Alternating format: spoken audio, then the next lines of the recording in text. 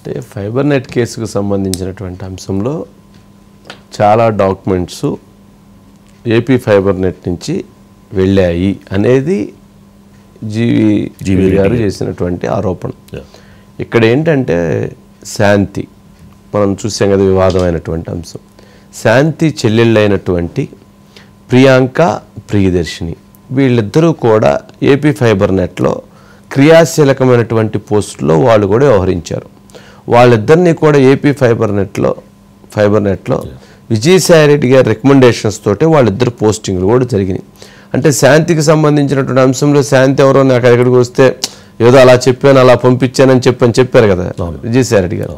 కాదు, శాంతి చెల్లెళ్ళకు కూడా ఉద్యోగ కల్పన కల్పించి ఉద్యోగ అవకాశాలను కల్పించినటువంటి బాధ్యతని విజయసాయిరెడ్డి గారే తీసుకున్నారు అనేటువంటిది ఇప్పుడు ఈ అంశంతో ఇదైంది. మనం గతంలో దీనికి సంబంధించి చాలా అంశాలు ఇవన్నీ చెప్పున్నాం.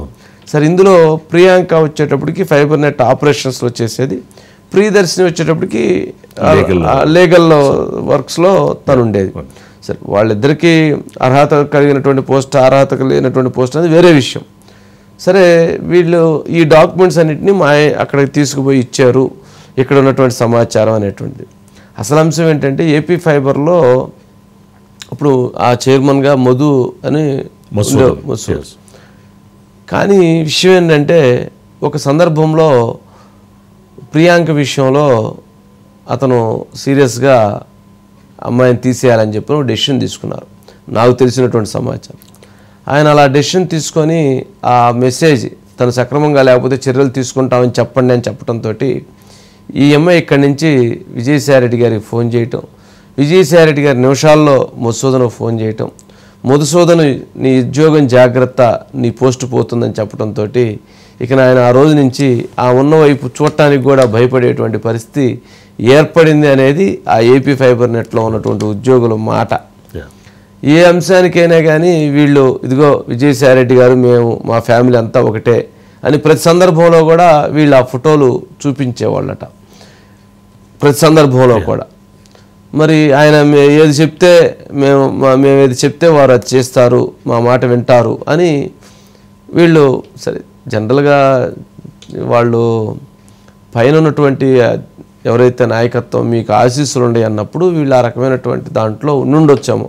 బట్ ఇది ఎంతవరకు వాస్తవాలు అనేటువంటిది దర్యాప్తులో తేలాలి.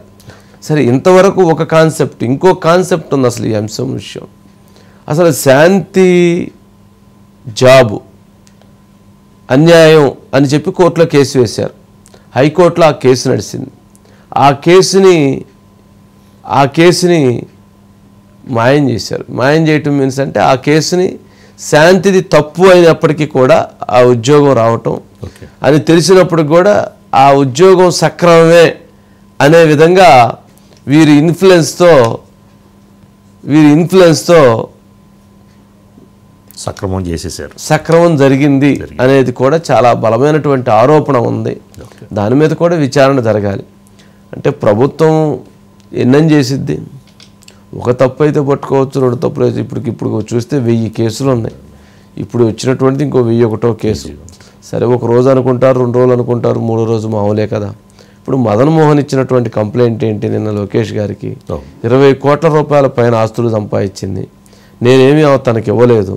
తను వచ్చినటువంటి 2.5 సంవత్సరాల వ్యవధిలో ఒక ఉద్యోగం అసిస్టెంట్ కమిషనర్ నెలకు ₹1,00,000 వచ్చేటువంటి తన దగ్గర మొత్తం కలిపితే 40-50 లక్షల మించి ఉండటానికి లేదు.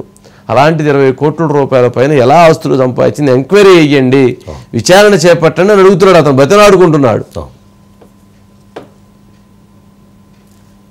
మరి మదన్ మోహన్కి న్యాయం జరిగే అవకాశాలు ఉంటాయంటారు. సరే, ఏదన్నా కానీ అంటే వీళ్ళు రైట్ చేశారా రాంగా లేకపోతే వాటి గురించి మనం కాదు, కానీ విచారణ జరగాల్సిన అవసరం అయితే ఉంది అనేది